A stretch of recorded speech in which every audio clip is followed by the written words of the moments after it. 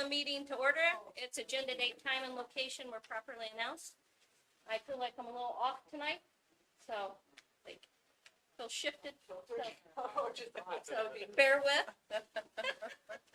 I guess I don't do tunes well. All right, let's get started with the approval of the minutes of July 15th, 2024, the regular meeting. Is there a motion to approve? Katie, is there a second? I'll second. Rainey, any questions, corrections? All those in favor, please say aye. Aye. Opposed? Motion carries. That takes us to payment of the bills. Is there a motion to approve for the month of July the amount of $854,061.15? So moved. Chuck, is there a second? Second. Brian? Any questions? We did not receive any questions about. I have some. Okay. Well, I'm sorry. Just the 51K for Luxembourg, that's the Luxembourg trip, Yes, that's all already reimbursed or to the school, or that's coming? we got $100,000 for that, so that's coming out of that gift, that $100,000 for the next 9 more years, yeah. Okay. Yep. And then there were, I could email you on this one, there were 4 checks since the last statement that aren't accounted for on here, so I just wondered about those checks. And I can send you an email. Yeah, send it to Patty and I, Okay. and then we can get you on that. Any other questions or discussion? Well, there's one more. Oh, okay, sorry. Cromwell Partners, 98,000. That's our new insurance company. Oh, okay. I thought it was a new. Yep, that is a new name. And then what do we pay Northern Ozaukee School District for? 8,700.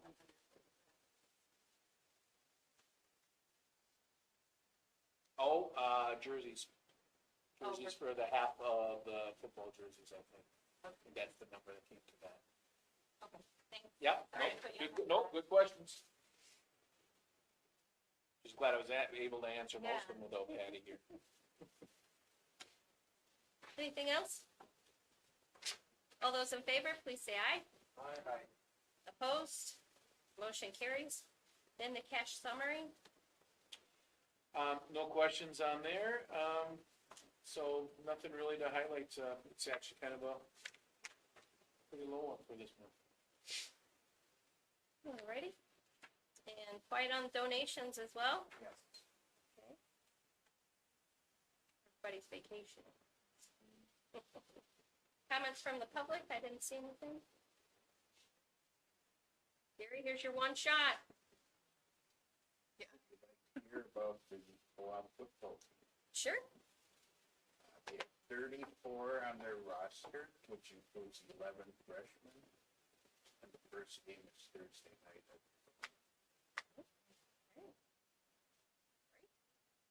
Read all about them in this week's paper. We got the inside scoop. Yeah. So there's 34 on this. Total roster. 34 total. So 17 of each. And there will be a JV schedule. Yep. That's still a small team, is what you're saying? That's what I'm saying. Yeah. That's lots of youth. Yeah, because I feel like Matt was like, we need at least 40. That's what Matt showed him. 40 is what he really a was good saying. number. Yeah. So, we're getting closer. All right, well, thank you, Gary. Referendum? We have the updates here. As you can see, we're getting things done. Right now, we've been told that we will be ready for September 3rd. Last I've heard is they will be turning over the high school to us on Monday. And they will still have some things that will be getting tweaked. According to the last schedule I looked at, we have a bathroom that will get done the first to second week of September. We have some rubber flooring that will be done in the band room, probably at a break where we can put in some rubber flooring. The locker, in the locker rooms and the lockers in the band room are going to be first or second week of September. So there's gonna be all kinds of activity here, but everything we need to make sure that we're learning on the third, are supposed to be set, ready to go. This week we have a lot of furniture being delivered. We have extra horsepower, extra staff that are coming in to help us move things around. So I feel good about where we're at. We'll do a tour afterwards, for anyone that's interested. There's still a couple things as you look at. It's hard to believe it'll be done in time, but, you know what? We'll, keep going. They're working 10-hour days right now.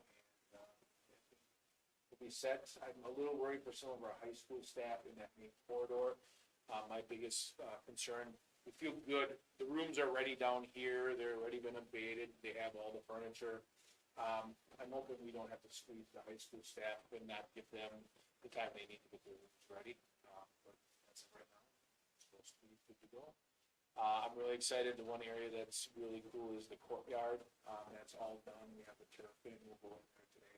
That's just gonna be such a cool space for our kids, along with, some of the other things that are, I'll show you. Oh yeah, there's a picture of the, yes. But parking lot, southeast parking lot and the south road that goes around campus, all that, should be done by the end of this week. So stay tuned. Any questions? All right, building reports.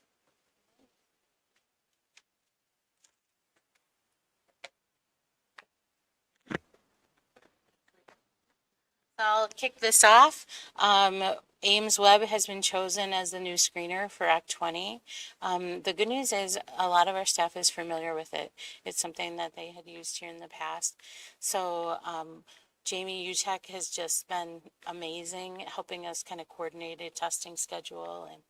And so we're moving forward with that. And I have to be honest, like the state support system and Susan and Mike, everybody's really supportive of like helping to make this happen. So just grateful for all the teamwork and collaboration of really rolling this out in a good way. And it's really good for kids. And we're hopefully going to catch any students that maybe weren't doing well with early literacy and get them the support they need. So that's really exciting. We have a new teacher orientation, strictly new teacher on the 21st. Just lots of people helping to collaborate and put that together as well. Debbie Poole and Crystal Vanden Heuvel have been amazing. They're kind of taking the charge of this mentoring program. So just really wanting to keep our staff feeling supported, and then also knowing that there's staff out there that they can go to if they have questions. So that's been really awesome too. So I'm going to turn it over to Susan. And also along with that, our instructional coaches have either reached out and been talking via email or phone, or they've actually met with all of the new staff to get them acquainted with the curriculum. So they've really been digging in and are feeling prepared for day one with kids.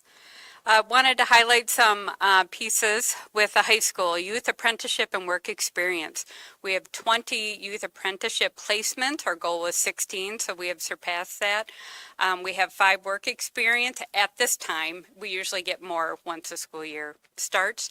22% of our eligible students, which we're looking at our juniors and seniors, they're either YA or work experience placements. And 22 students enrolled in college courses, so we have 12 LTC and MPTC and 1 MATC. So we got a lot of good stuff happening for our juniors and seniors, but all of our students. And so then we wanted to talk a little bit about our bell schedules. The staff was here, the high school staff, to present what that new bell schedule would be for the high school and middle school, but Becky and I also wanted to really focus on our support time. For elementary, that's advantage time. For the middle and high school, it's when, what I need time. So this replaces academic resource. So that was the term used before. Now it's going to be these two. So we'll kick it over to Becky. Yeah. So, So, can I ask you before you go? Yeah. So, we have 22 students in a college course. I think that's awesome. Is there a predominance in, courses of study that are favored among the students? Is it like CNA or, any particular? It ebbs and flows each year. Like we've had some years where it was higher with CNA type pieces. These courses, it's more looking at, I'm trying to think offhand. They're more of the hands-on in the tech ed department that we're looking. We're doing a lot more welding and other pieces like that once they've kind of maxed out what we have. Also, what's not included in that number though is our CAP. So we've got a number of kids that are enrolled in our CAP Bio course this year as well, and a couple of others that are online. But that's what we're looking at more, is the kids going into those welding and tech ed areas there. We have a couple that are in CAD areas because they've already surpassed our CAD and advanced CAD. So then we're helping them move along in those. Excellent, thanks. Yep. So our advantage time, as we looked at other schools that were really successful in their literacy programs, we noticed that they had 2 intervention blocks where not only were they getting support from the classroom teacher on skills that might be lagging, but also it's an opportunity for like Jamie from Title I to pull kids to also work. So that advantage time is allowing those 2 spaces during the day for them to get an extra, like you used to say, scoop from the regular ed teacher, but then also helping with the support of Jamie. So the middle and high school, we're working together. So our win time is opposite of lunch. And we did this intentionally 4 days a week. I'll get to what Friday looks like. But 4 days a week, we did it very intentional, where we're really trying to help kids focus in on their learning and what they need to help move them to the next level. Whether they're a B performing student to get to an A, a C to get to a B, we're really trying to get targeted with that support. In order to do that, we needed to make it smaller. We needed to have our support time really targeted and with those smaller groups instead of having the entire high school at once, the entire middle school at once. So half the staff is going to be focused on 2 grade levels. The other half is going to be focused on the other 2 grade levels. We've been very intentional where there's a math in each section, as well as ELA and science. And so we're having what we call our structured support labs, which will have a math teacher, a ELA teacher, and a science teacher. We're going to have peer tutoring lab where our upper level students are going to then be there for just those general homework questions that you don't need to go to Mrs. Donahue, that someone that is in your AP Calc class could help you with that problem. So we're going to have peer tutors with the teacher overseeing that, coordinating that, and they're going to be focused again on math, science, and writing. With that, and that's going to be an ELA teacher. So it's Mr. Olson in one section, and then it's Mrs. Hendricks, I think, in the other. And then we're also going to have a structured study house. So then we got some students who, they just got a little bit behind in their homework, keeping up with their homework. They're performing where they need to be in the class, so they're going to go there to get just zeroed in on those assignments that are outstanding so we can move them forward. And then we have what we call a reassessment lab.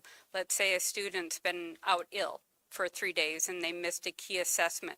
This is going to be a time where they can then take that assessment, or if there's a retake, they can also retake it. So we're really trying to be very intentional and targeted with the support and what we're focusing on. And it's going to be opposite of lunch. So 2 grades will be lunching, 2 grades we're going to be zeroing in on that support, then they'll swap. That's 4 days a week. On Fridays, the whole high school lunches together, the whole middle school will lunch together, so that way they have that full time with their peers. Now keep in mind Tuesdays and Thursdays, right after lunch comes Ramway. Those are going to be all mixed. So 9, 12, those are mixed, and then the middle school are mixed, 6, 7, 8 as well. So that way they're doing a lot of activities together there. So we're really excited about this. We feel like with the targeted focus and the priority of their learning and really trying to raise everyone up to the next level, we're excited about where this is going. I'm leaning it over to you. Okay, thanks. So at the beginning of the year, we're just relearning how to do school in the elementary. So we're launching our building expectations, like how do we go through the lunch line?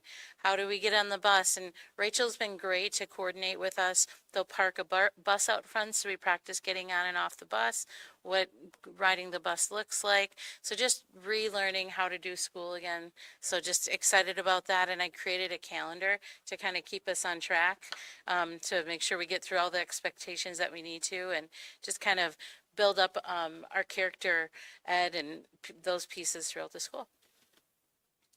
Okay, just wanted to give a little foreshadowing. Homecoming theme, adventure awaits. So our homecoming week is the last full week of September. 26th, thank you. The football game will be on the Thursday night football game, as well as the parade then will be on Thursday. The homecoming dance will still be Saturday. The kids voted, they had some different options, and that's what they went with. So we're going to be holding homecoming activities that entire week, actually culminating on the Friday. So we're excited about that. And the class has already been doing a lot of planning before the school year even let out, so that way they hit the ground running. Luxembourg teachers are visiting us. That'll be over Labor Day weekend, so we're very excited. So it is Elizabeth Walters and Adrian Hendricks, who are also going to be hosting the teachers here in conjunction with working with Mike. They will be here on the Monday, first day, or Tuesday, first day of school with us, and then we've got some different activities planned with them over the Labor Day weekend. So we're excited to have the teachers here.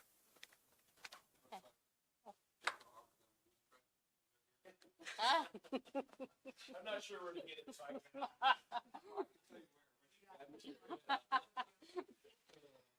So going right along with the homecoming theme, 4Kids is collaborating with the collective, the art collective down in town, to collaborate for homecoming. So that's been really exciting to see that planning happening. Yeah, I'll be meeting with Lisa Mathlick and Eric Ratke on Wednesday to do some further collaboration around that. So we're excited.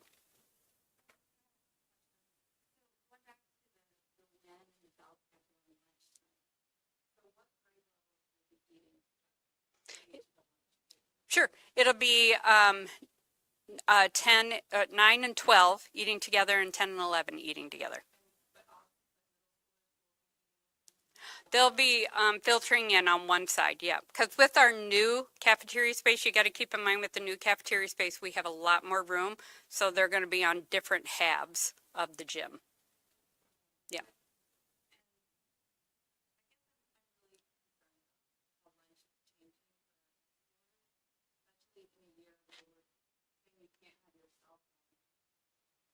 And not even at lunchtime, the least we can do is allow them to have lunch with all of their peers. They will. On Fridays, they will have lunch with all their peers. And keep in mind, on Tuesdays and Thursdays, they're going to be mixed with all their peers on Ramway for an hour as well. Yeah. Yep. No, the full high school. Their Ramways are going to be 9-12 mixed. Yep.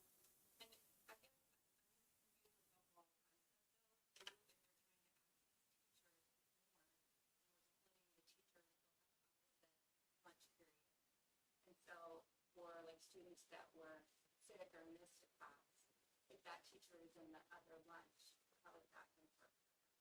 The teachers are really working together as a part of their PLCs. They're working together to support all students, not just the students that they might teach in that particular class. They're there to support all the teachers. So like the ELA teachers are commonly talking together and communicating as like what students need, what kind of support. And they're working together to say, this is what I need. So it's really teacher driven to look at, we're trying to get much more focused and targeted with student learning.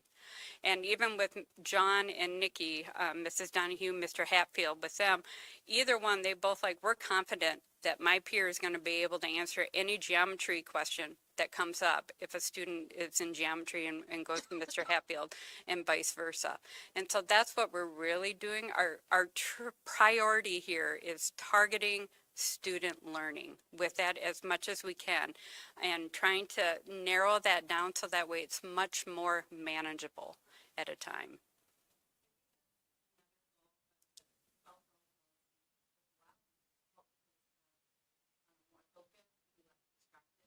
Mm-hmm. Yep.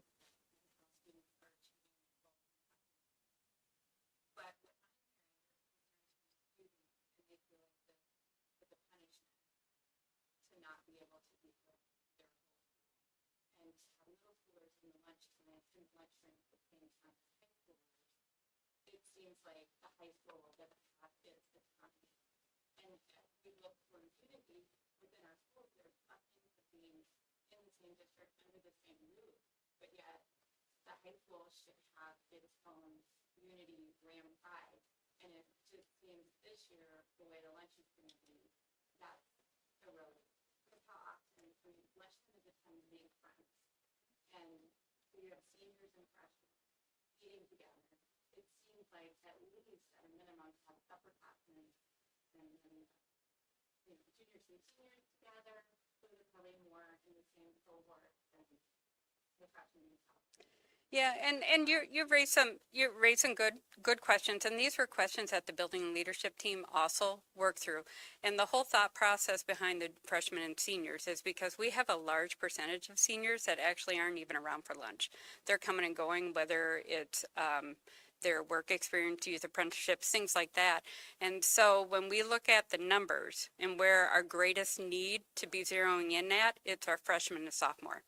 And so to have our freshman and sophomore together at once wouldn't give them as much targeted support as we're able to separate. So there was a lot of conversation just around that and exactly what you're talking about there, Rini. So that's why we were really intentional with, we want at least Fridays. That's the entire school together.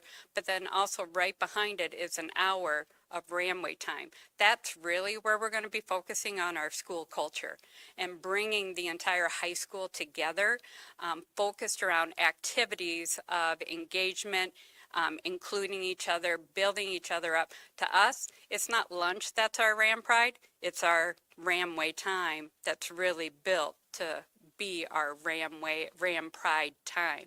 And so that's where we're really putting a lot of focus and energy there.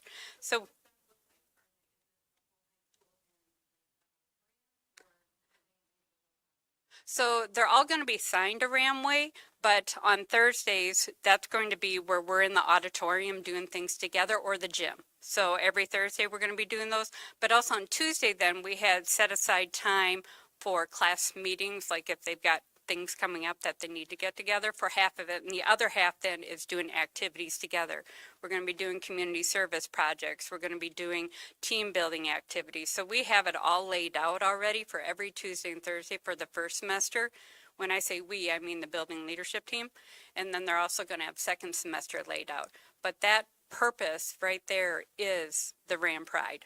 And that's an entire hour dedicated to bringing the high school together to build each other up through those different activities.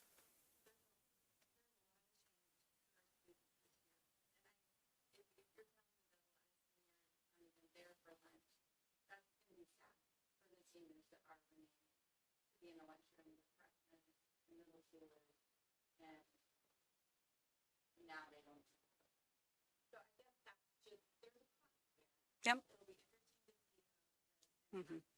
but I think there's, Mm-hmm. any student. Yep. I would say, you know what, change is hard for everyone. I've been coming into a time that there's all kinds of conflicting.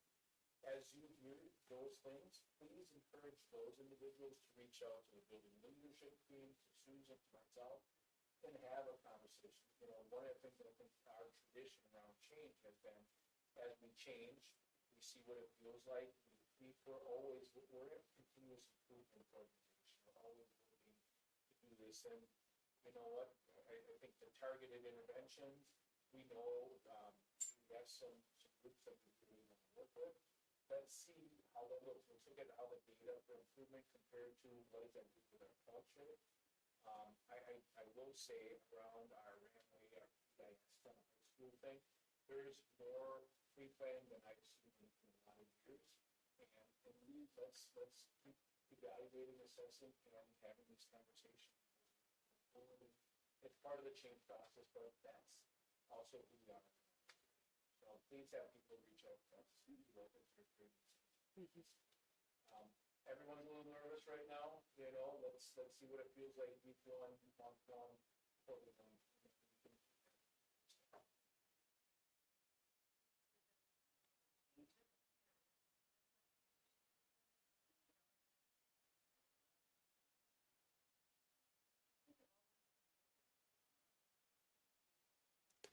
Yeah, and the staff's intention is to work with them.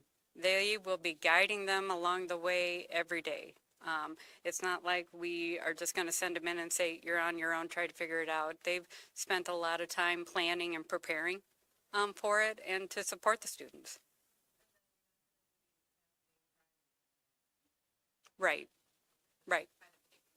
This is to be, right, that's the goal, is to take the place of that, so that way we're hitting it sooner and every day. Because before, it was always competing against each other.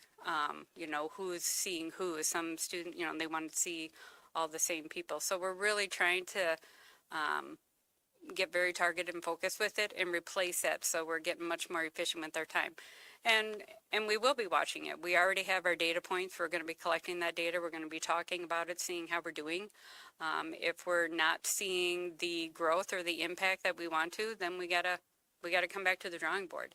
And we also recognize that there's going to be some disappointment, but we're also there to build it up as well with our other things that we're focused on. The group here, and I mentioned this to some of us here,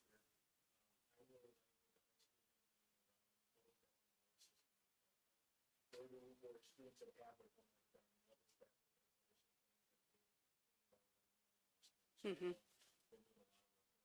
Yep. We know behavior changes, we know behavior changes, so how do we start doing something? Yep, Chuck.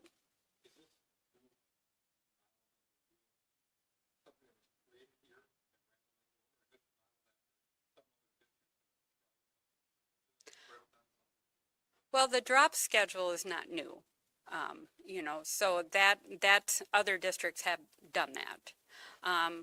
With our support piece, I wouldn't say it's necessarily new, but we didn't necessarily model it after anyone. We spent 3 days really digesting and brainstorming and thinking it through and talking about all of those, the pros, cons. Because not one thing is going to meet everything for everybody. We know that there's positives to it. We also know that there are some potential negatives, and that's what we need to collect the data on. But there wasn't like a school that was doing all of it that we took from. It was really, this is really from the teachers talking about what do they see student needs are. What do they see instructional needs are, and really talking about what are the best way to approach that.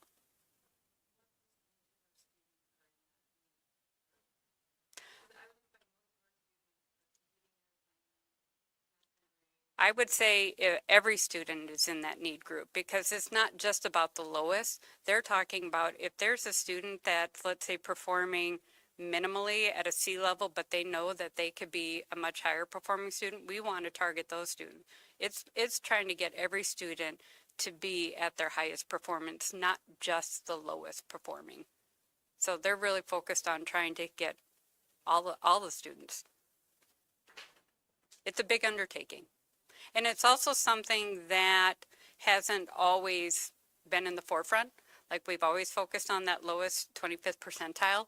The teacher's like, you know what, we got to start really focusing on the lowest 75th percentile to try to move them all to their top. So it's just not about assignment completion. It's about, are you performing at the best level that you can perform? This has been a journey, right? You know, we know we know the science behind intervention times and all these other things. And what it looks like at the younger grades. I think we have been, especially in the secondary, intervention time isn't just homework time, right? It's not just about homework, it's about school, it's about giving our students just so, yeah, so those are all the things that, as we get better in our PLCs, as we get better at having that the curriculum, we can start sharing the practices and this is all part of this overall transformation. And Mr. Olson and Mr. Frias are still going to be continuing working with our student leaders, where they're going to be brought in to be designing a lot of the Ramway activities, especially through second semester. So bringing that student body together, led by students, created by students. And that's the goal for that.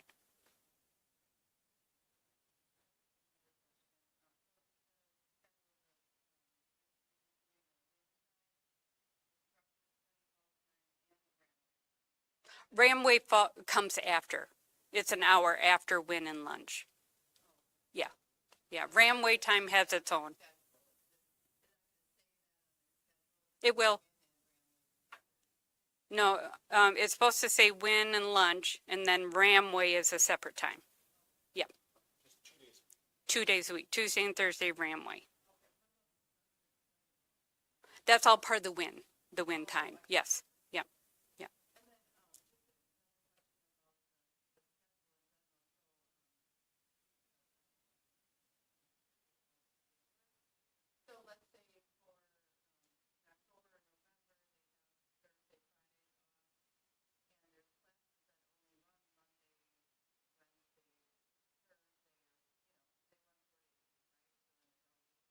Yeah, there's one day that.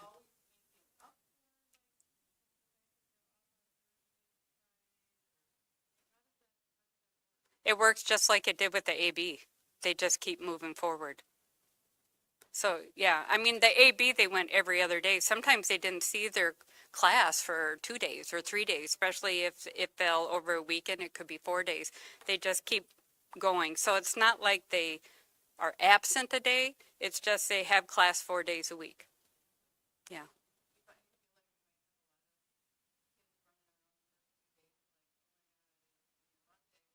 Oh, we absolutely anticipate that. Yes.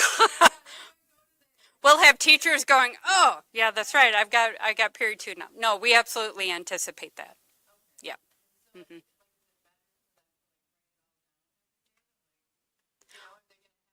If they have their schedule printed out, it is Monday, Tuesday, Wednesday, Thursday, Friday on their schedule.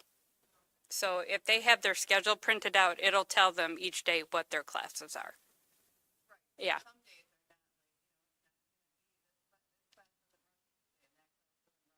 Right, that class won't be on their schedule for that Tuesday. Whatever class is dropped on Tuesday, so then it'll be the rest of their classes at those times. Yep. And then also I'm having posters made all over the building and things like that. But no, we absolutely anticipate kids the first week. I will tell you, the kids will learn it by the end of the first week better than the staff will.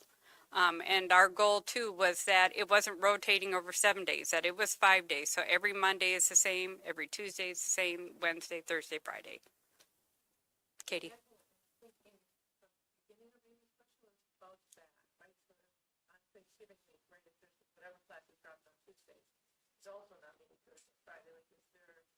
Thursday, Friday is a typical, or maybe Friday is a typical miss day. There was, I think we asked the teachers about it when they were presenting, but I can't remember how we made up for that. Right? So if you're gonna miss Fridays consistently, you're missing. Oh, yeah. So we have 2 days, I see what you're saying, right? Because we went through the schedule and how many Mondays do we have, Tuesdays, Wednesdays. There are 2 days that we compensate. One will become a Friday, one will become a Monday, and then all of the days will have equal meeting time throughout the semester. Thanks, Katie. Yeah. So that's been accounted for. Yeah. And that will probably be the day that'll throw them off where, oh, it used to be a Thursday, now it's a Friday. You know, we're going to have, you know, that kind of thing. But it happens twice first semester. And then it happens twice second semester to compensate. So that way every day meets the same amount of time. Yep. Yep. Yeah, no, good questions, good discussion. Rini, good questions. It's everything that we had talked about as a BLT. Mhm.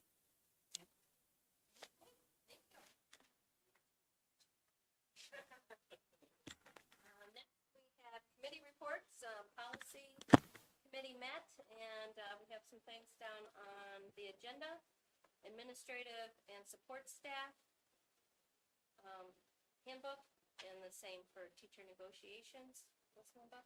So we'll be discussing those later in the agenda. Anything different on those committees? Anybody else?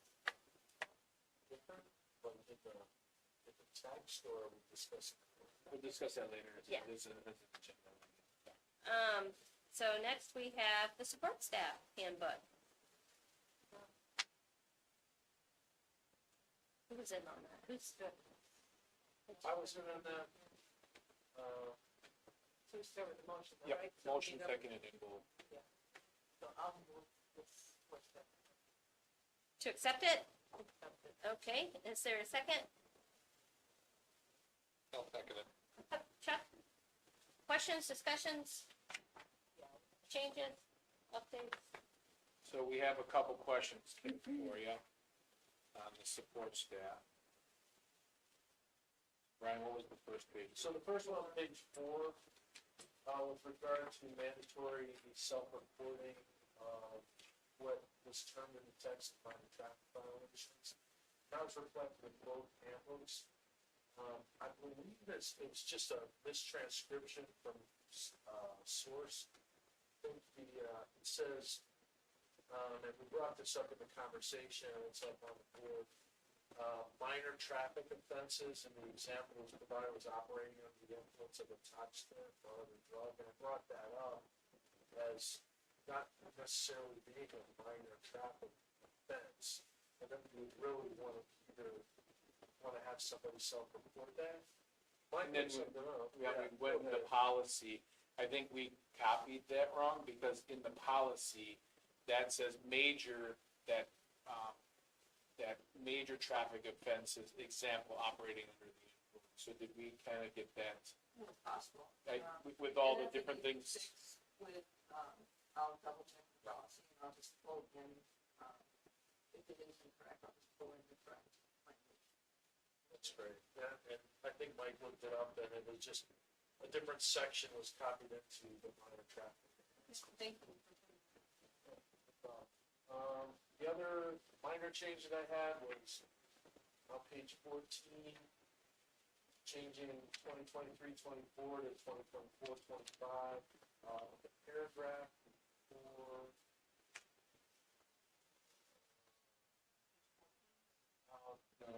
sorry. 14 was the Cobra question. Oh, no. Yeah, maybe it was. I'll was it search for- I'll search for 23, or you said it said 23, 24? Yeah, it It had had- only been in the faculty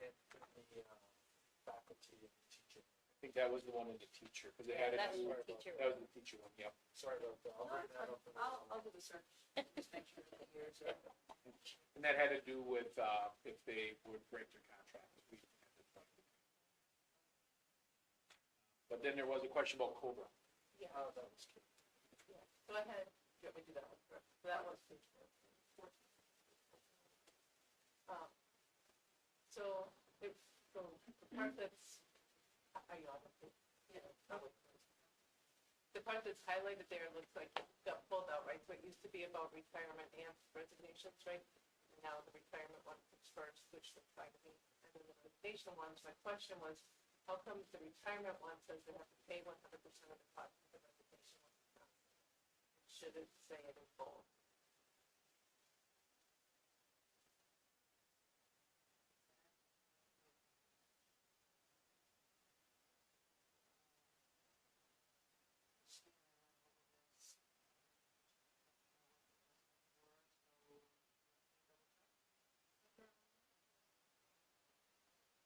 And I would think it would be more clear with that.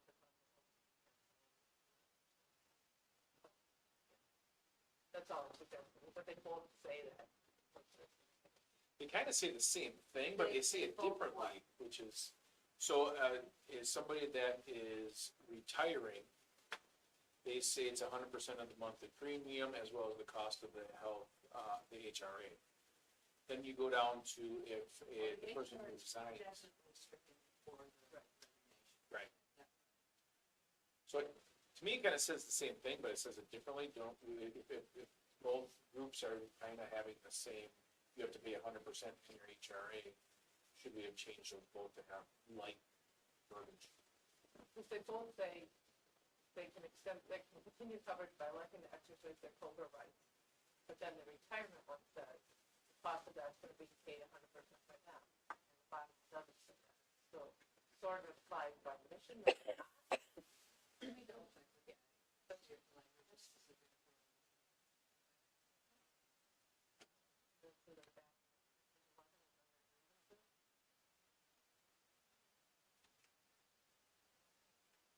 This is really good question. So it defines the last bullet point, it defines business days, but I don't actually see business days in policy, it also says working days. If there's someplace that it's missing, that it says business days with a different definition of working days. Should we define it? You don't see business days in, you see it in the part about grievances here, I mean, it'd be everything, but like in the definitions, it's got like termination, waiting to determine business days, but then in the policy, everything that says sometimes saying, talking about working days.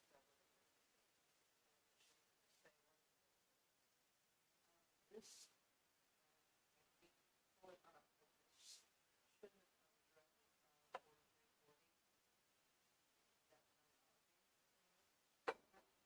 See where it says working day? It's just like the page under the, so after this, it goes through procedure for grievances. Well, let's see, oh, no, working days here. Just working days here, right, like all the timelines are about working days. Yeah, so the next page has working days, page 11 has business days. Do we just change it all to be working days?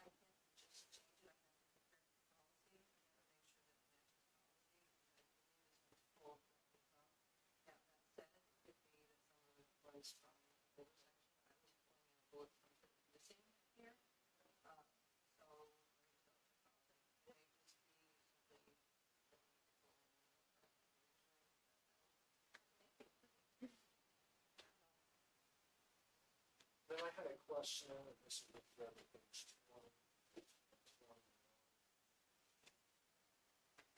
Just about the formulation of how we feel about saving staff or supporting sporting events and ticket sales for various events. So the question I had in our committee was, how's that formulation done? When was the last time it was changed? Just It was changed, I believe, 2 years ago. For the specific details on it, we have to talk to Brandon. But it was reevaluated. That's what I thought too, it was 2 years ago. It's fairly recent. Yep. And there's a formula that they use, I cannot tell you exactly what it is, but it was gone through very carefully at the time. And it has to do with, I believe, the number of orders that are needed, the amount of time that is spent in each of those areas that dictate the different amounts. And if you look at, I think they did take time and they just went with a constant time. So a basketball JV and varsity game is longer than just one football game. So there's a time allocation in there. Yeah, and how many, so that you and I kind of remember it the same.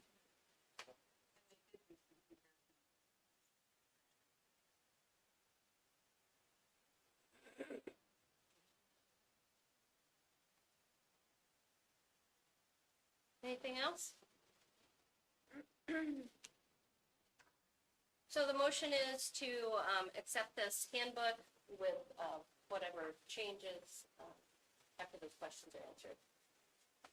With policy. Okay.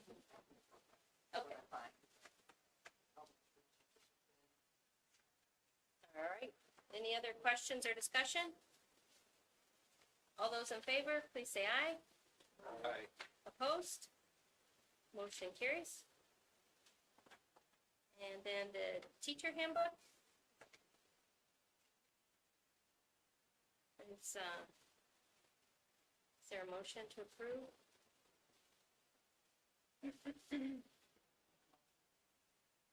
Chris, is there a second? Katie? No, anyone can. I know Brian had the one correction and for the date, the 23, 24, 25. And the same thing. Page 4 is,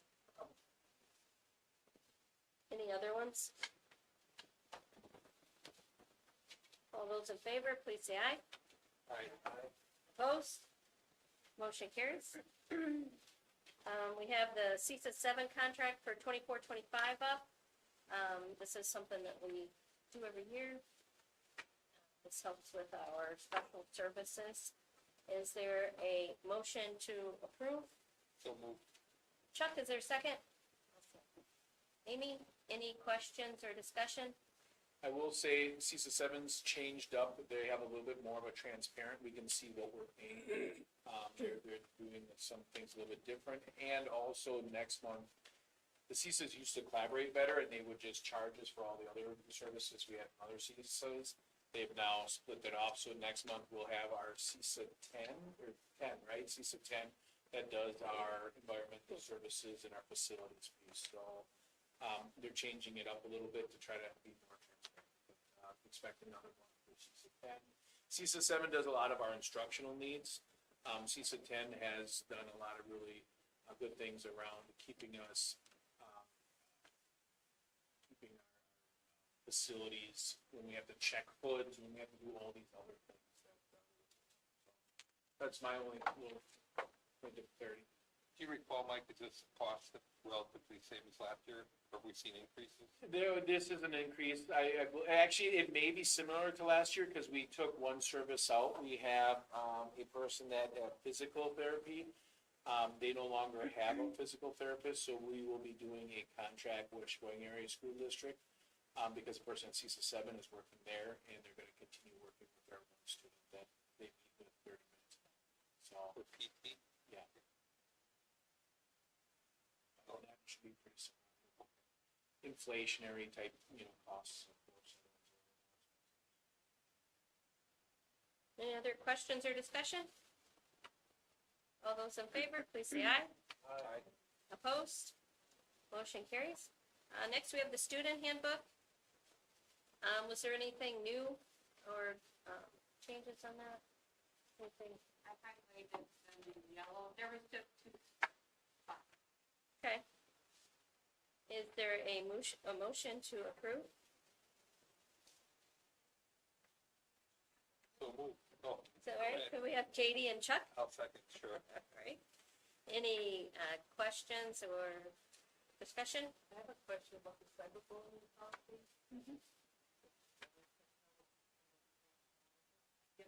Did we, I don't remember talking about defining that and everything, is that something somewhere else in the city? Well, it came from our policy. So, and we wanted to include it in, just so that way that, especially with, as we're talking about cell phones and all that kind of stuff, they gotta be good to pull that in. So that way parents, students, they knew what the process was for being students.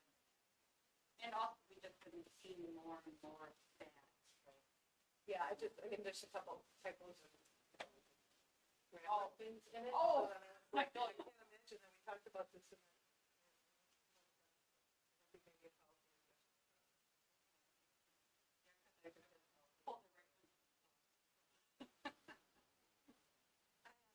Couple questions on the, our athletic participation eligibility requirements. Now that we have, the co-op teams, do we have the same requirements as Ozaki? Is that something, or Northern Ozaki, is that something we've compared and that we're working towards? I'm assuming that Brandon and Andy have been in conversation, but that's a good question, and I'll ask Brandon. Okay. Yeah. And then another one on the personal communication devices. So 2 questions on this one. So how do students get approved to use their own laptops or iPads under this new policy? Right now, that would come to me, indicating, what's the need, what's the purpose. Because right now, with all of our juniors and seniors getting brand new laptops, don't see a need for them to need to be able, have to use their own. Right. So, like my son, for example, he uses his own iPad, and that's his notebook. And he handwrites his notes into the iPad through, it's called Good Notes app. So his sister in college, that's how she takes notes. And so he's been doing that. And so with this new policy, I'm concerned he's not gonna be able to use that same platform. He's not using any social media apps, there's no Wi-Fi on it, but he writes his notes in there and then they're digital. So are students allowed to continue to do that? We were really, even last year, we were saying, unless they do have a college class, you need to be using the school issued site. Because once you start opening it up for one reason, all of a sudden, we've got at the school using their own devices. And the whole reason for using our own laptop is so that way for safety and security on what they're doing on the internet. And that's really why we're trying to narrow that down, unless there is a really targeted specific need outside of that, because we see that all the students should be able to and utilize their laptops for those needs. They can do note taking on our. Is there an app that could be, that the current school laptop has, that could do something similar to that? I turn that over to you. Yeah, I mean, there's stuff like OneNote, which is a Microsoft product that can do it. The devices are all touch. It's the, you can get a Bluetooth, a stylus that is used to write on it. It should work just fine. The devices we have now are the best devices we've ever had in student hands for the grades that we were able to get it for. So, I mean, almost half the district is getting brand new devices this year. So, they should be able to cover everything we're doing. So all juniors and seniors are getting Yes. brand new Devices, as well as second, fifth, and eighth. and they're touch screen so they can Yes. write notes, not type notes. Yeah, we've had touch screens in everybody's hands for the last like 4 or 5 years. So, and they're flexible, so they can flip it over, they do theirs. Just like a tablet used to. Yeah. Yep. He Yep. should really, I believe he really can do the same thing. Well, yeah, his laptop's always, it hasn't been, it's been a struggle every year, and so it's always been more efficient. I'll be honest, he's never talked to me about it. So, I mean, we can't fix what we don't know, but. We could debate that, but this has been a great solution, and so it sounds like what I'm hearing is it's no longer allowed under the new policy. Actually, we were saying that previously. We were saying we want to be using the school digital devices for security. This year, especially with juniors and seniors, getting all their new laptops, let's try. I mean, if we're seeing big bugs, I'm not gonna lie, last year, Lee's not gonna lie, at the beginning of the year, we had a lot of bugs. At the beginning of last year with Gold Guardian, that really slowed the system down. So let's keep an eye on it, let's see where we're at. Okay. It's not that it's a complete no, it's like, let's try to use what we have first and let's see how that works. Okay, thank you. And just a reminder for the board, remember, we used to have laptops for 4 years. We made the investment, now we won't have anything again for 3 years. We're doing some things that, last year, I think there was a lot of frustrated students because of Go Guardian, and the work it was doing in the background to keep students safe was actually slowing the computers down. So those are some of the reasons that we're going with faster, more ones, and your job is to let us know when we're hearing those things. That's why we made those changes, because we heard those things last year, and we put a major investment into that. So we'll keep working on that and keep trying, again, continuous improvement, right? Well, and another question on the policy, well, I guess the policy we approved, we said in policy that the all PCDs must be powered off and kept out of sight. But I see in the handbook, we're saying that they must be stored inside the student's locker during the school day. And I'm sorry, I'm the one tonight with like a whole bunch of concerns. I'm just seeing how this plays out in the life of our students. And most of our students don't lock their lockers. And so, again, here we are, another change for this year. And I guess I just wanted to understand so I can support that. Because when we talked about it as a policy, there was discussion around it, but in my mind, I understood they could, as long as it's powered off, it could be in a computer bag. As long as it's out of sight, we're trusting our students to have it powered off, out of sight.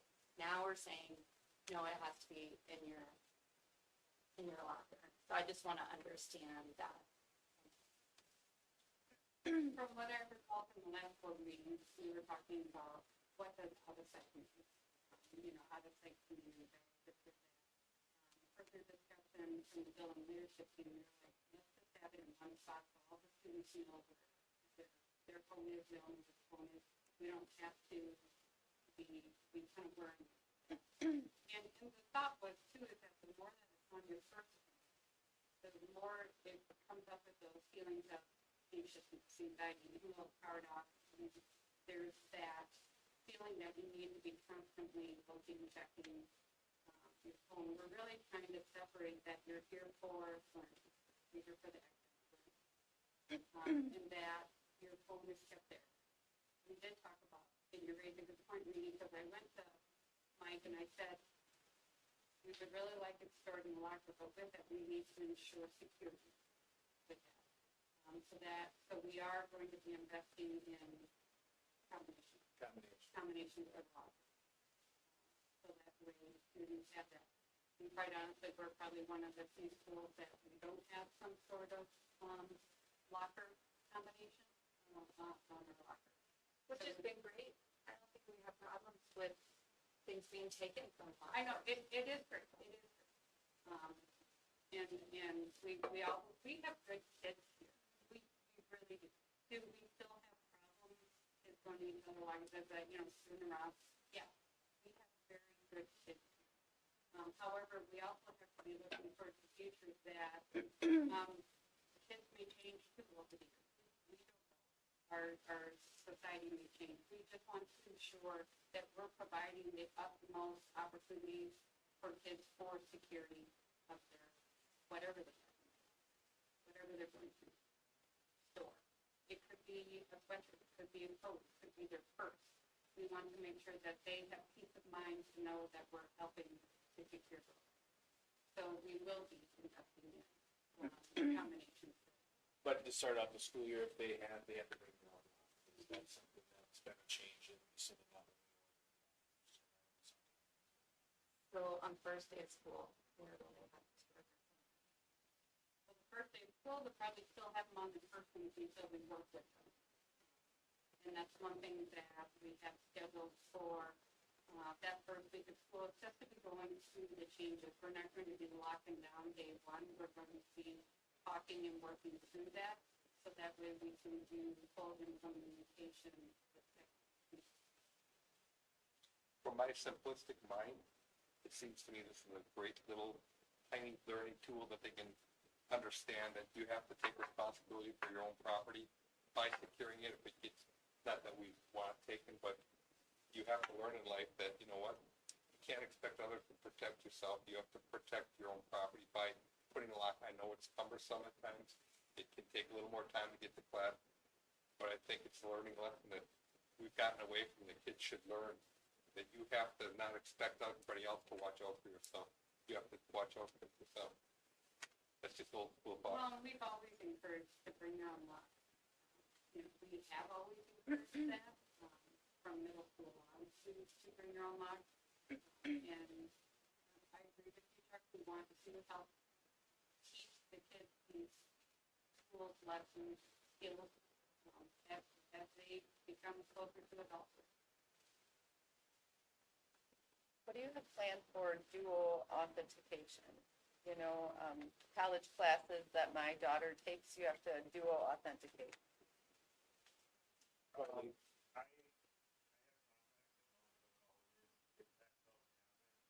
we can work out ways to get them to or that sort of vehicle or I can work with them to how to get it so if there are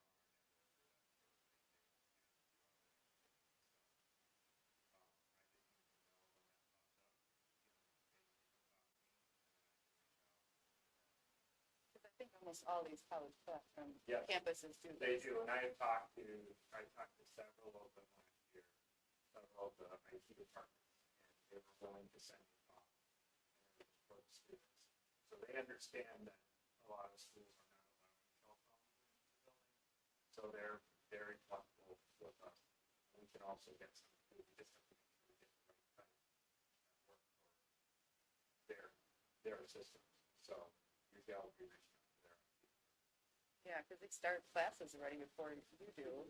And, I guess I just want to be prepared right away since their classes are starting. Well, like I said, and most of it, I would have to reach out to their IT department, so as soon as I hear that that's needed, we will make that call. Like but I figure, the students will need to reach out, so I Okay. can get that taken care of. Because I have to be able to tell the department, hey, it's this student, so they can sign it.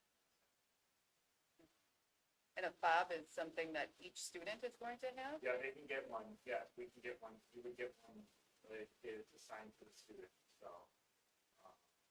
It can be, that's as easy as just a little USB-C stick they put in, and they just have to, there's a code, and they just touch it, and help them set it up. But it has to be assigned to the student by like their, the, I can't do it, so that's why I have to do it, the student.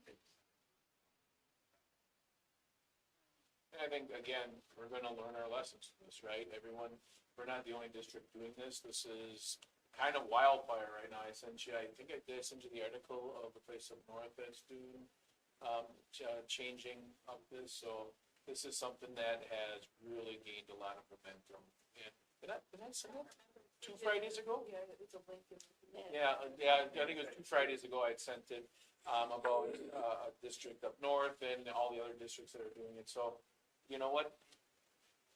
This, like you said, there's a lot of change, but we're gonna learn as we go through this, and there's gonna be little things that we'll have to kind of navigate, so. It's, yeah, Yeah, and I just want to say too, I agree with Rini. I'm concerned. It's a lot of change, and I think that, some of these, I've talked to about 10 different parents just to find out what their thoughts are on all this. And 9 out of the 10 parents thought that, they should be able to check it during the day at times for different things that are going to come up, like they need to stop here, they need to do this, they need to do that. I think your office is going to get a lot more calls. I think that's going to be a pain, but like you said, you could probably work through all that. And then one of the other parents was really concerned about the internet being the biggest issue last year. Like you said, it was a huge issue at the beginning of the year. This Go Guardian was a big challenge. The kids couldn't get their work done. So if that's all, good to go and you don't have any of those issues, I guess hotspots were used at times from their cell phone to be able to access what they needed for education. So if that's not an issue this year, great. I'm so excited to not hear from parents complaining about it. So I'm looking forward to that. I would say if you do hear that from parents, Yeah, because a lot of times, yes, the filter can block things that are good, but we just need to know that that happens, and then I can whitelist. And okay. the problem is that there's a lot of times that doesn't communicate that. So there are teachers that do let me know, and we fix it almost right away. Sure. I mean, it's a quick and easy fix for us, and within 10 minutes, they have access to the site. The problem is when that doesn't come our way, we will fix the problem. So, if, if that, you do hear about that, you ask you guys, just let them know that they need to have their contact us. Okay. And those are things that we're almost instantly taken care of. You know, it's a learning process. It's a fast process for us. Did you fix Guardian or go to a So different? what we've done is we went back to the older version of Go Guardian. I actually just talked to the admins about this today. We're not going to the app. It does work perfectly on the new devices, but because we can't do it district-wide, I didn't want to, you know, half computers working one way, half working another way. We're just going on the tried and true stuff that works. It doesn't slow down the machines as well as much. Actually doesn't really slow down the machines at all. And using other things to try to do some of the stuff that the app was doing. Once we're able to get on devices that can run the app well enough, we'll be able to do a little. So Go Guardian came out with a new app last year that we felt was gonna keep our kids even more safe, looking for keywords, doing another layer. But what happens is when the app came out, it was using too much of the CPU unit and it was just dragging down the whole piece. And instead of really having good dialogue, kids just jumped off of it and went and brought their own personal device. And it was to the point we finally just went back to the old one, because the old Go Guardian was good. We thought this would be more safe, but it was impacting instruction so much. We're like, well, they're really safe on it because they're no better than an Anchor right now, right? So that's where we kind of learned sometimes trying to do the right thing caused that, and that's why our new laptops will be improved, have better memory, better RAM, all those other things, and we'll slowly test the new app and make sure it doesn't, we don't fall And into then the same problem. we did some testing this summer, it looked great, but I made the decision that because, you know, half the high school went TI, most of the middle school went TI, we were like, it's not worth trying to do it for 5 of the grades and the rest not, so we made the decision to hold off until get closer and closer in a couple of years, we'll probably be all be on the app. So we want to put it on this full district level. Okay. So we do have a motion on the floor for the student handbook. Are there any other? All right. I don't remember talking about the $20 fee, did I just forget that? Like, I don't remember there being, there may be a $20 fee assessed, we're gonna have to form this 3 times. And I guess,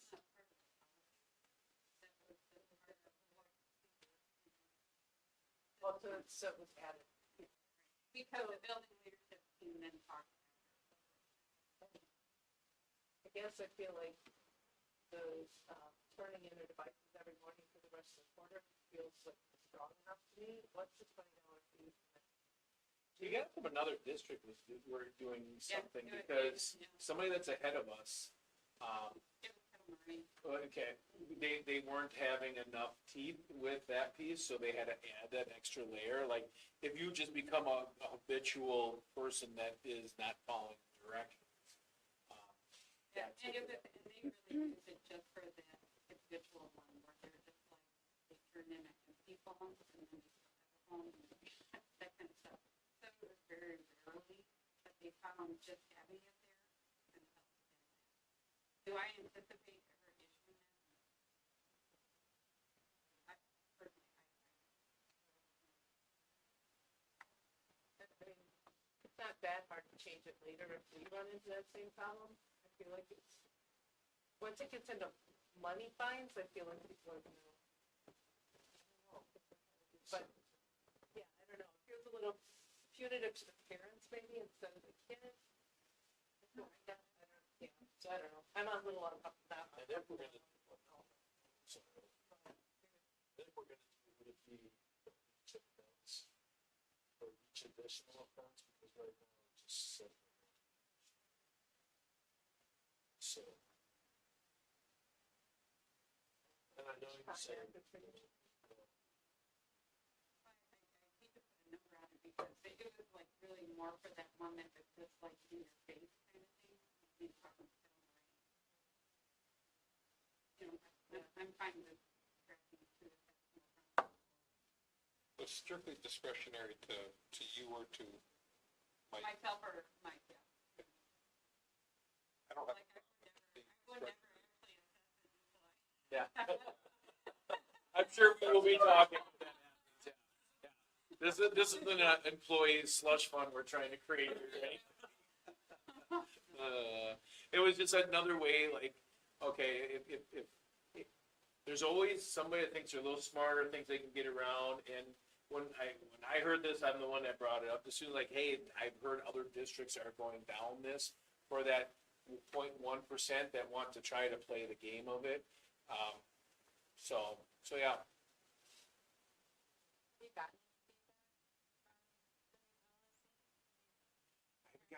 I haven't got any, from passing the policy last month, I've got zero contacts of anyone concerned or anybody excited on that fact either. It's been, when we'll hear it like the 4th of September, when everybody hears about it for the first time, we will all get calls then. And we have to remember, why are we doing this? We feel like we're trying to protect our students, we're trying to have them concentrate on this, and as we're going through this, our September board meeting, we may have the pitchforks and torches out, we may have parents here, and then we will listen and we will take that input, because that's a gift that they give us.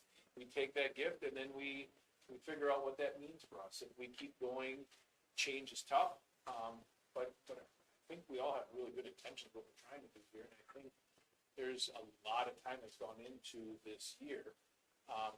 So yeah, it's a little exciting, and I think we're all a little anxious, right? Because I'm sure some of these things will look a little differently by the time we get to May than they do in September. Any other questions or discussion? All those in favor, please say aye. Opposed? Motion carries. We need to designate our official newspaper. I think maybe we should call Gary, leave it sounder, but I don't know if it's up and down. Is there a second, right? Because we love Gary and the sounder. Any discussion?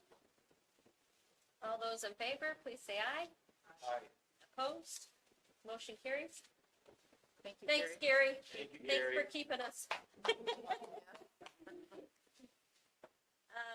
We have the Title IX Policy 2264. Back on here again.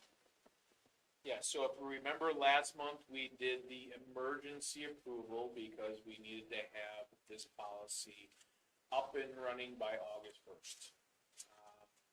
And if, we had a nice discussion in our policy committee, the news headlines on Friday where the Supreme Court rejects Title IX, or strikes down Title IX, right? This big clickbait that you're supposed to check on and all these other great things. The Supreme Court did not shoot down Title IX. They shot down the Biden administration. This is having lawsuits in 26 of the 50 states, right? And there's even, I think there's 40-some districts that are part of that lawsuit because they have kids who have parents in some of these different organizations. We're not one of them.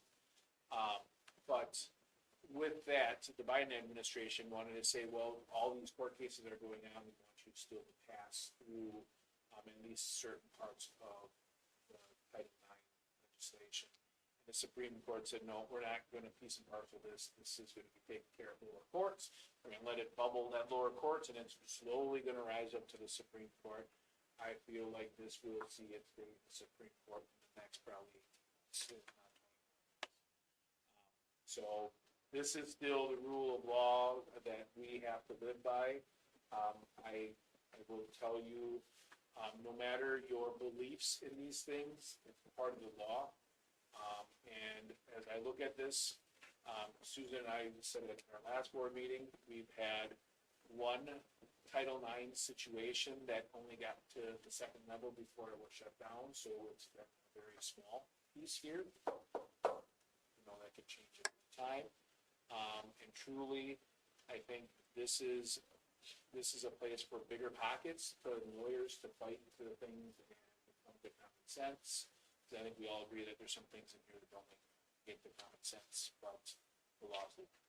So, Rita, I miss anything in that? No, I was just gonna make the motion to approve as required by federal mandate to be compliant with the new Title IX. Thank you. Is there a second? Katie, any questions or discussion? All those in favor, please say aye. Opposed? Motion carries. Thank you. Next, we have the policy 2413, health education.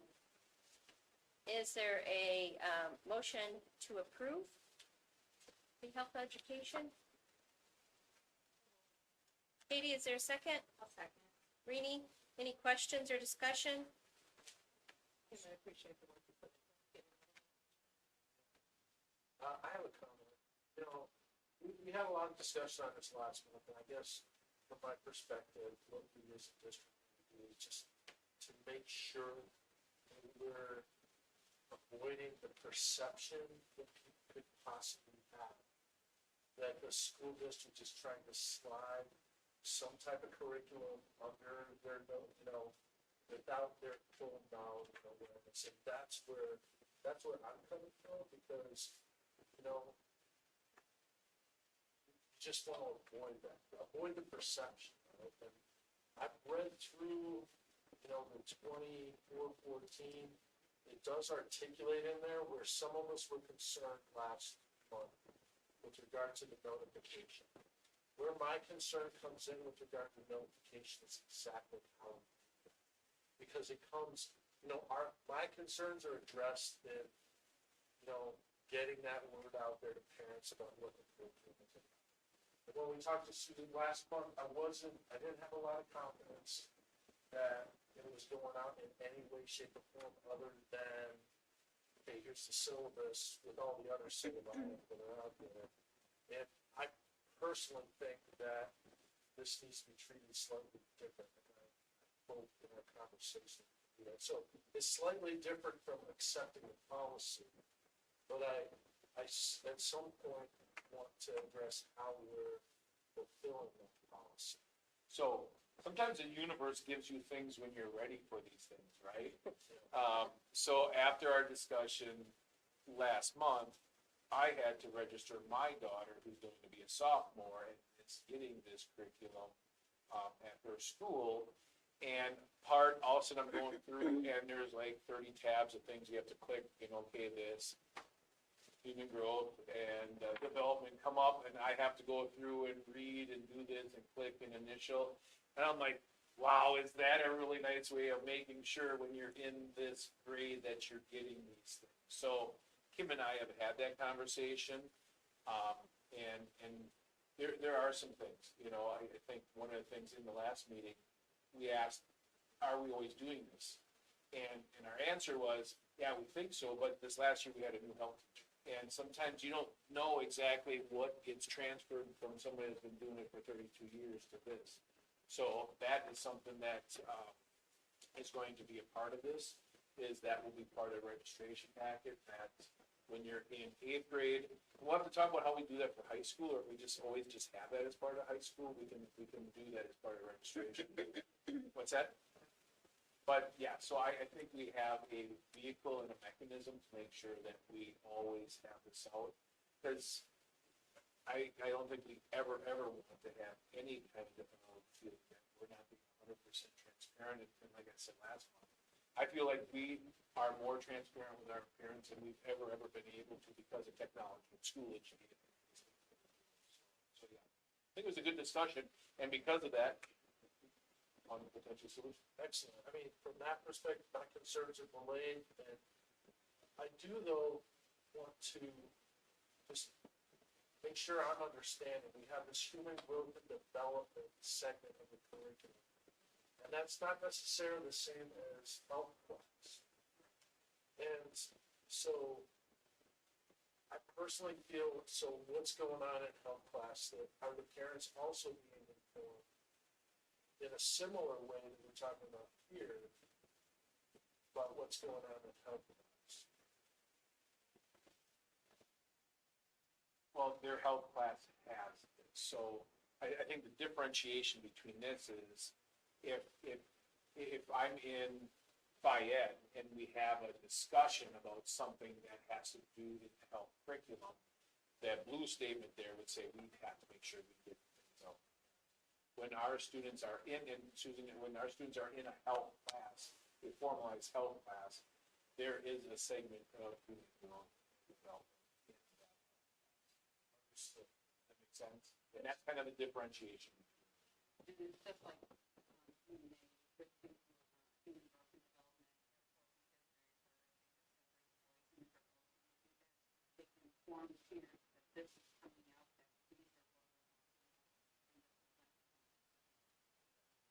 that these are what Because I personally believe that perception is reality. Want people, and we have certain values in the community, and we want to make sure that we're representing.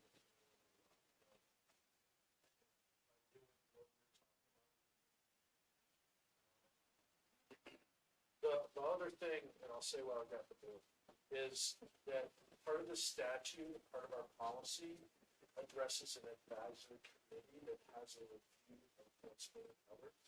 I personally feel like, we got to the community, this is come up, the policy review, I think we go to what's going on in health policy. And this about what And that can be the next step of this. We talked about this at the committee meeting.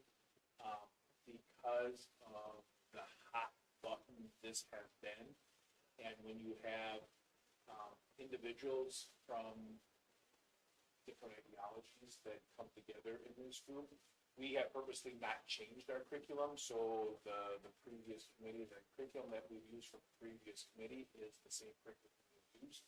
We're not changing it because we knew this was such a hot item that we didn't want to hit that.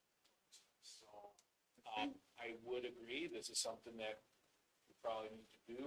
It was strategic in a way because there's such differing ideologies on this.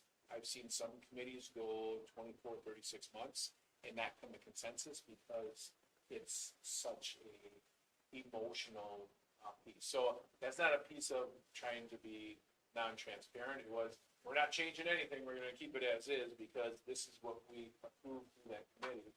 But I bet that committee has not been put together, so that's something that if anyone from the board wants to help with that, I'm more than happy to start going forward with that.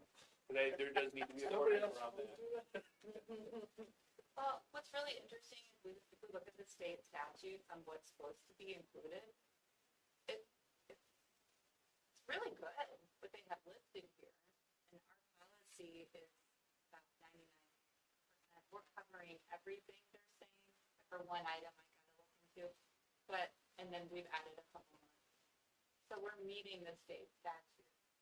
And the way the guidelines the state gives, they're pretty positive. I was pleased. I was really pleased to see this. I'm glad to help with that. So we don't need the committee because it's good, right? I got a couple questions. How many more are you gonna get though? There's some stuff in there that's really specific for like HIV and AIDS. It doesn't mention other things that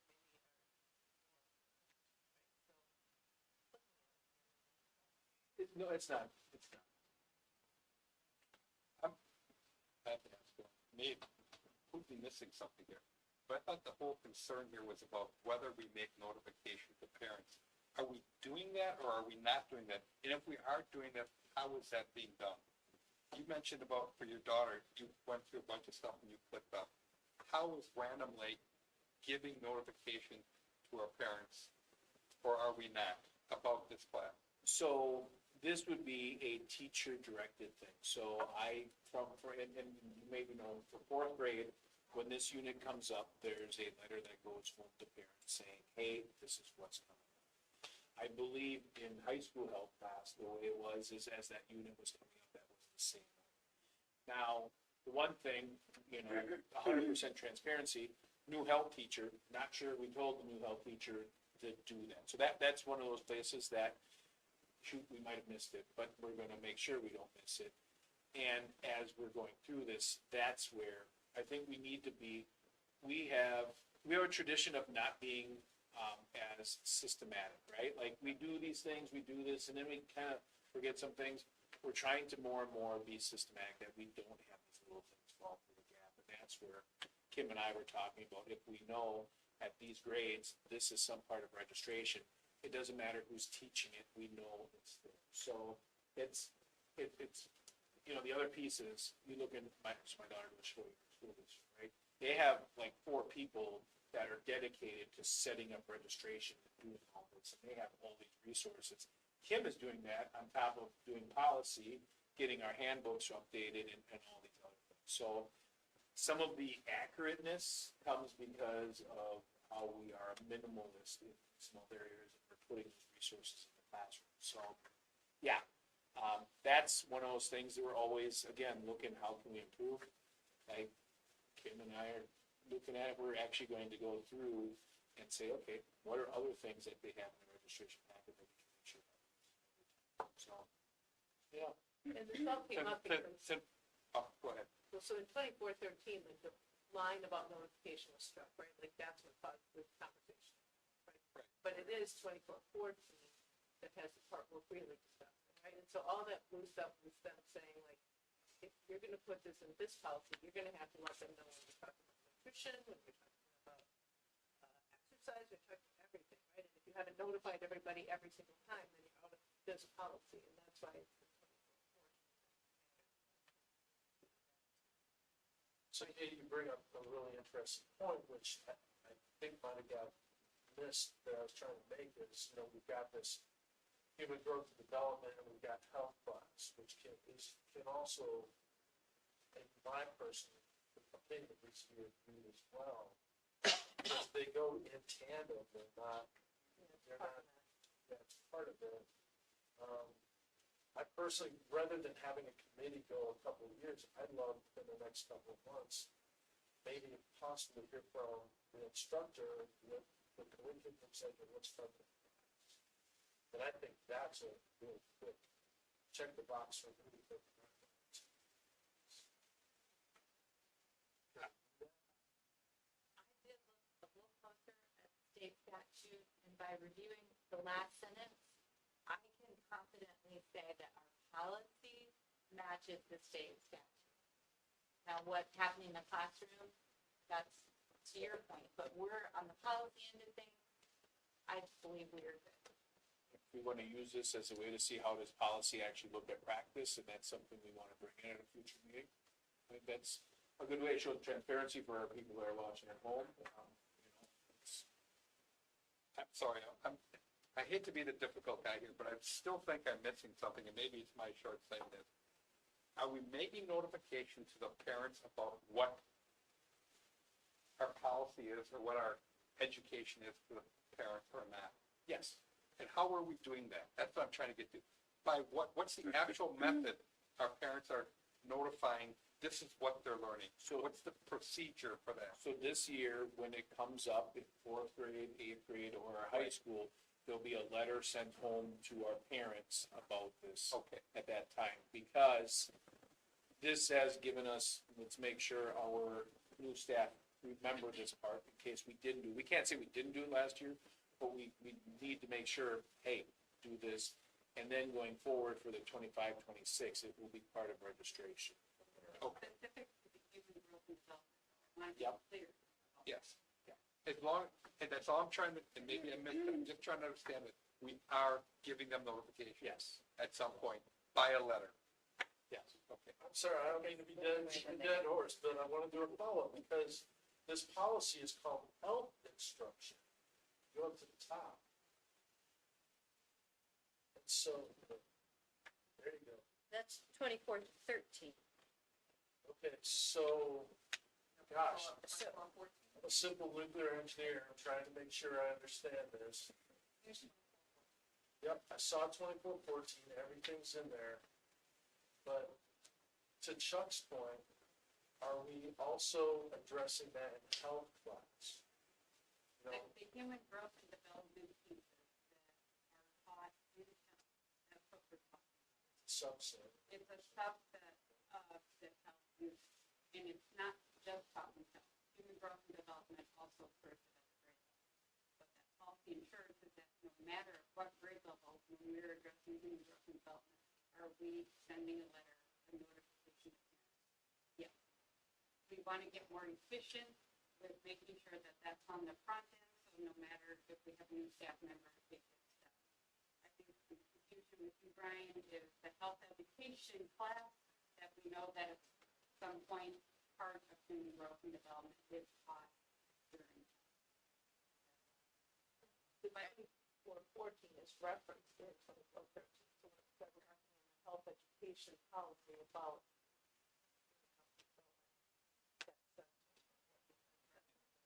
I don't know this for sure, but I have a feeling that we used to just call it health class, right? But then how human growth and development became such a hot topic, they pulled that into its own policy, and then people were thinking health class and human growth and development.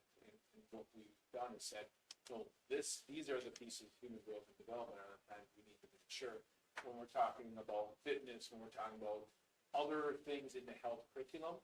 That's not when we tell parents, we tell them the human growth. And that's how this kind of got. Separately, like the parents can always access all of the syllabi. Sure. Yeah. Does that help or not? Helps me. No, I guess with 2313, it addresses health education. Are we stating, this is my last comment and last question, are we stating that we need to inform parents about what is going on in their health education classes? Even if it's human growth and development. We have to. We have to If be given it's, but if it's in 2413, if it's just part of a health class, if they're talking about human growth and development, you send out a notification that we're talking about this. If it's a standalone human growth and development class, they also get notified. So every time you talk about that, is that what you're asking? And how do we define human growth and development? The things are addressed in there, right? They talked about some specific things, but It's defined by the policy and the state statute. Anytime they're talking about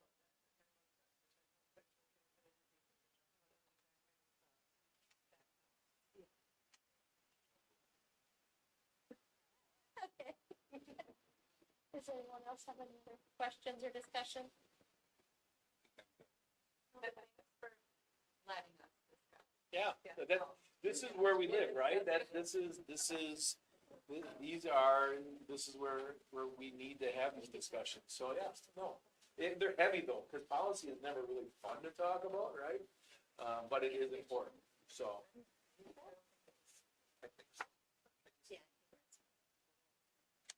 Okay, so, are we ready to vote? All those in favor? Opposed? Motion carries. All right, thank you. That takes us to, a staff resignation, couple of them. Is it Tanya? Tanya, no? And Brenda Schwab. Is there a motion to approve their resignations, to accept those with, thanks? We have Tanya at 7 years and Brenda at 5 years. Chris, is there a second? Amy, any questions or discussion? All those in favor, please say aye. Opposed? Motion carries. We have a new, professional staff. Is there a motion to approve Bonnie, is it Rikers? For the elementary school counselor position? So moved. Chuck, is there a second? I'll second. Rini, any questions or discussion? She's gotta be good. She lives out by me. Yeah, exactly. All those in favor, please say aye. Aye. Opposed? Motion carries. And just having staff that lived here, that's gold, right? You know, they know what's happening, they know our families. We're seeing more and more of that, so that's just another nice victory. We're gonna miss, Sarah, but, I think we have to have on our feet. Second shift custodial services, cleaning. So, one of the things, I just wanted to put this on our radar, we've had quite the journey with our nighttime cleaning staff, right? And as we go into new spaces, beautiful spaces, we weren't confident that our old services were going to keep the spaces the way we wanted to see them. So, with Mike Lefevre and I have been chewing on this for about 18 months. And we've been trying to find a way on how do we make sure that we have people that care about these spaces, want to do well, understand the importance of clean classrooms for kids. So we've come up with kind of a hybrid piece where we found two great individuals that are going to be our employees, that are going to be our second shift custodian supervisor, and then is it custodian number 2, right, on our support staff. And they're actually started, they're here tonight, they're working. Their job right now is try to get in every classroom in the next 2 weeks and make it look at least reasonable for the first day of school. And then, starting September 3rd, we have a reduced contract service cleaners that are gonna come in. And these two individuals are going to supervise, are going to observe, going to make sure that we're getting our money's worth. In the past, when we had Saber Corps, we just let them kind of be at their own regard on how things were going, and we were getting reports that maybe we weren't getting the biggest bang for our buck. So we feel really good about how this is going to work. Mike and I had our first meeting with our 2 new custodians, and I think we're both very optimistic on having people that are gonna be around, checking doors at night and care about doors being unlocked that might come here. Being able to be an asset if somebody after a game or something needs assistance or, need to do some of those things. I think we're gonna have a better model. So please stay tuned if you hear things. I just wanted to let you guys know, we finally got to something. I mentioned this almost a year ago that we were looking at, different models. Really excited about what we landed on. So, are they cleaning the classroom? Right now, we're starting off with, there's going to be an expectation for people to keep their own spaces clean. So teachers and staff, we have put resources into vacuums and to rigs and things like that. Because we aren't sure what that rotation is gonna look like between this new, group of contract cleaners and our own cleaners. We have general spaces that need to be cleaned every day, bathrooms that need to be cleaned, things like that. And then we're gonna slowly see what we can do for classrooms, but we're gonna be asking staff to keep their spots clean. We'll kind of discover what the classroom cleaning schedules. We have like a vacuum for each classroom? Not for each classroom, but we have closets that have rigs and spray bottles and a vacuum and things like that. That will be readily accessible, and we actually put those in place halfway through last year already. In preparation for this, our staff know this is happening. This is a message they will hear on Tuesday when they come in. And I think it's our goal to have our cleaners help keep these spaces clean, but also have a sense that they aren't the only ones keeping our spaces clean. The custodians aren't the only ones that keep it clean. We all keep our spaces clean, and our students can help us keep it clean. So I really feel like we have a message here of, we're going to have beautiful spaces. Let's keep them looking great for 25 years. So we have, if we're maybe looking at renovating them way past any mark. But we really need to, when you see what the high school corridor looks like when it's all done, I'm hoping we have so much pride that people are like, let's do everything we can to keep it clean. This is just another way we're trying to make sure that our community's investment, doing everything we can to make it better. So, again, another change. but, something that I think is something that we have heard for the last 3 years, something different. So that changed where they're, at least going to start off not going in the classrooms. And now we have carpet in the high school classroom, which, I mean, that's a little more time to vacuum this week. Is that something like teachers can get students to help with? I mean, 'cause being a custodian, that's like, it's so frustrating because if everybody just cleans up after themselves, you know, it's maintained so much better. So I see the benefit of giving some ownership there.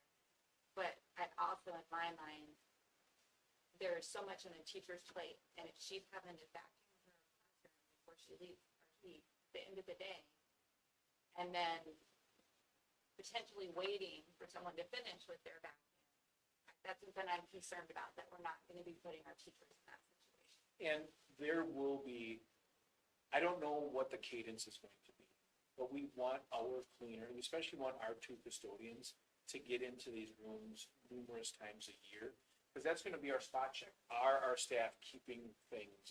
Does it look good? Are we falling behind? Do we need to, I'll be honest with you, there'll be some of our staff that have done fantastic jobs and have done this for the last 10 years. And we have some friends that maybe aren't as friendly, right? And those would be some of the things that we will continue to work on. And you know, we have different ways of helping different people. So this is gonna be another way that if we start noticing a room, this one's always a little bit more messy, or maybe it's because it's a lab, or maybe it's a science room, or maybe it's a, you know, some of those things that have a little bit more messy learning. Well, then we will give help where we can with our contract cleaners for our own custodians. So our custodians will be checking the classrooms, even if they're not cleaning the classroom, They- to make sure it's satisfactory. I would like them to, like, at the bare minimum, I'd love to see our custodians in every classroom at least once a month. To kind of go over, clean, make sure things look good, and just kind of get in there. And, I'd love for it to be more, but I don't want to guarantee more. And we're just going to see, what does that look like? I think we can find a place that could be more than once a month, but I don't want to over guarantee until we get the feel of how this new kind of hybrid works here. So,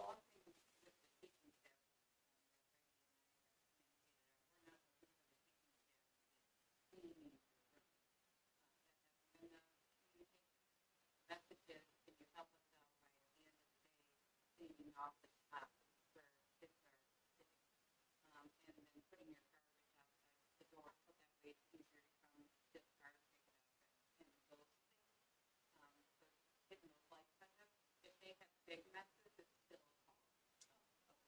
yeah, so yeah, if there's things like that, yeah, if they're not cleaning up those are, we have Mike and his crew during the day, yeah. And that was happening during COVID, where students were wiping down. And we continued it after that. When I understand teachers have kind of been having a cleaner room in the last 3 years. I'll be honest, when I first told the staff, I told them last fall when we came to school that we were exploring new options. We had a round of applause from our staff. So this isn't something that we've done because we're happy. This is something that's supported by different stakeholders, and we have to try something. And our contract cleaners were great. But then with the labor shortage as it is, we started seeing new people. We started to see people that really weren't from this area, didn't really care much. They were just here for whatever reasons. And it just, we started losing that relationship. And that's where we really felt like a relationship with people that care about these spaces are going to be a lot better for us. So stay tuned. Yeah, Please, report as back. you hear things, we're always looking ways to improve. All right, that takes us into new support staff. Ian Crooks for second shift custodian. Susan, I'm not even gonna attempt that one. Anybody? Anybody wanna try that? Talk about this. And Carol Young. So those are new support staff. Great to have them. And then we also have some new salaried staff. Teresa Elliott Another custodial supervisor. Terry, is it Meyer? Meyer, Community Resource Officer. And is Terry gonna make an appearance here at some point? We will. He's actually gonna be Thursday. His first day will be down at, RLO first football game. And, he and I will be hanging out and, making an appearance there. He'll be at, many of the sporting events and we'll bring him in here, next month. Make sure Kim, remember to. What's his story? So he was, Sheboygan Police Department for 30 years. During his 30 years, he spent about, 10 to 15 as an SRO at Sheboygan South. Before I got to South, he was the SRO there. Went back, got through some supervision roles and has been retired and working as a CRO in Sheboygan for, I think, the last 7 years. That's a part-time position. We're able to offer him a full-time position here, and especially with our relationship that we have with the village and how we do that way, we were able to entice him over. So And we have notification of the co-curricular coaches and advisors for 24-25. Nice list there. And no volunteers. What's going on? people are busy. Next month, they'll be on there next. There you go. Yeah. And, we have a 66-0301 agreement, the School to Work Opportunities Grant, Wethley County School District. Is there a motion to approve?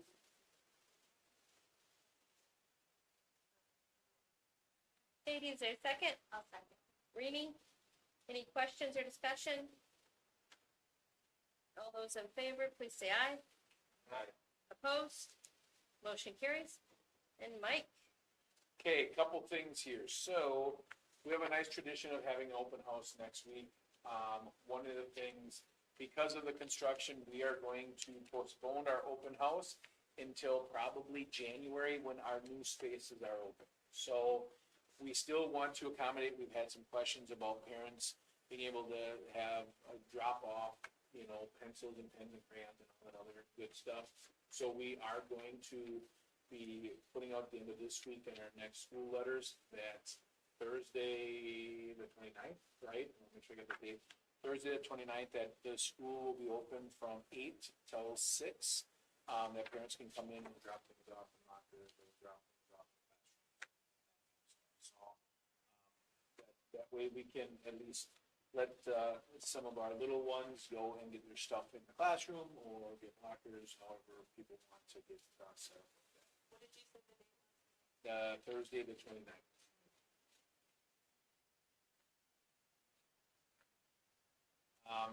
In service, and I've kind of shared this, looking at how everything is coming together right now, I couldn't be more ecstatic that we don't have 4 days of in-service next week, that we just have 2 days, that we backdated and we have that professional development done.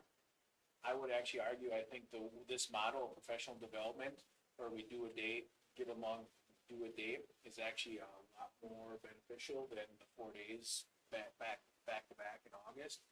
We will be doing this again next year because if you remember, next summer, all of this space will be renovated, the elementary and the middle school, which is actually more square footage than we did this.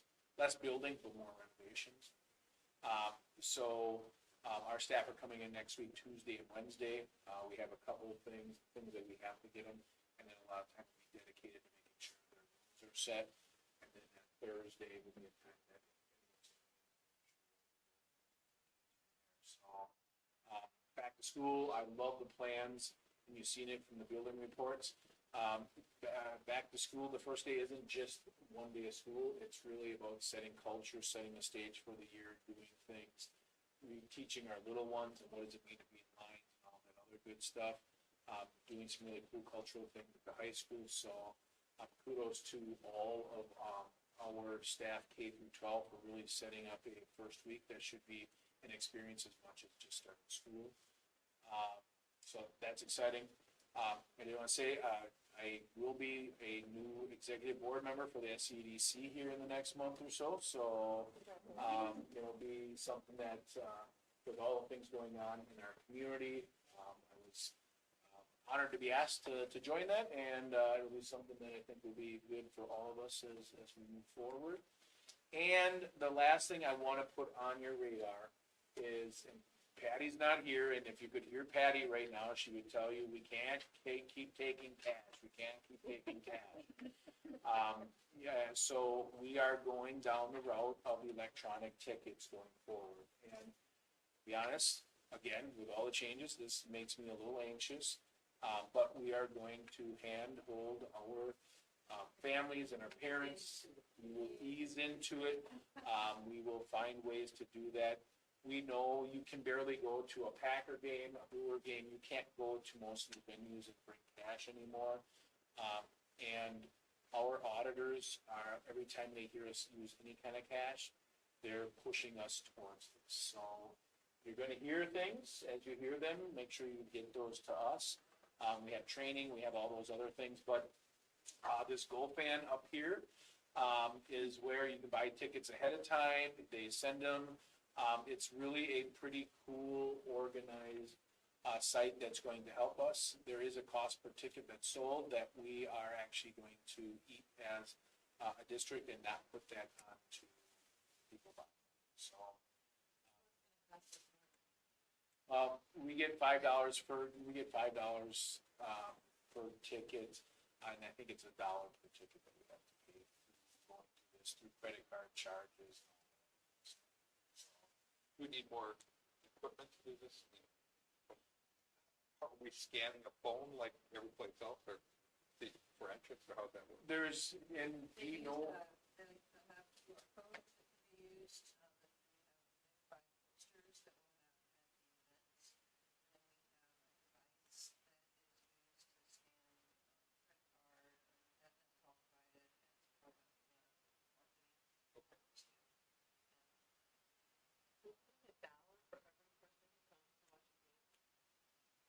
I think it's $1. I think it's a. That feels a little more. Right, for everybody that's in any football or basketball, If you had to, if you calculated the amount of time it takes to make a cash box, count a cash box, deposit a cash box, I would say we're saving money with that $1. So more kind of physical expense. Well, and that's another piece too. I think this was a really nice way to get into it that was easy. There may be opportunities in the future. We had talked about even Venmo, PayPal, things like that to do this, but this will be, as we're learning this new world, this seemed to be All the big schools are doing it, and ready for this next year. It's just going to be a QR code on the phone. Students get student pass, that can be, I don't know if he has student passes up, but we have them available, we had them available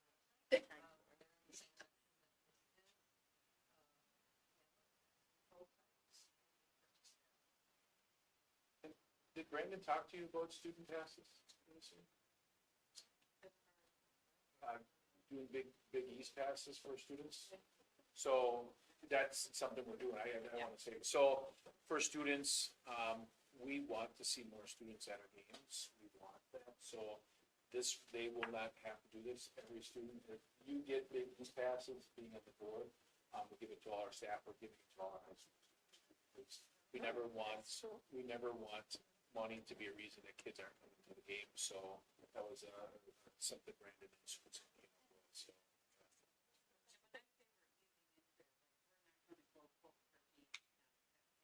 We want to fully know. Anyone who comes, oh, do you have a phone, let us show you how to do that. Make sure you get a pass too.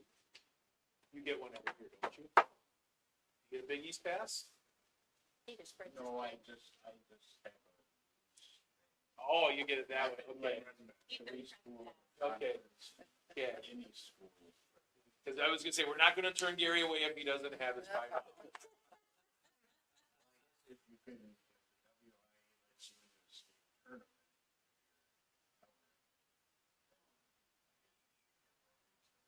Oops. Yeah. I would think so. Yeah, okay. Didn't think so. All right, well, cool. Okay, We do have a closed session on tonight. We will not be taking any action during closed session. Is there a motion to go into closed session as permitted under Wisconsin State Statutes, Chapter 19, Section 1985, 1C, to consider a staffing matter? So moved. The Chuck, Yeah. second. Brian, this requires a roll call vote. Reading? Yes. Chuck? Yes. Chris? Amy? I vote yes. Yes. Brian? All right, we are in closed session. Thank you very much for coming out.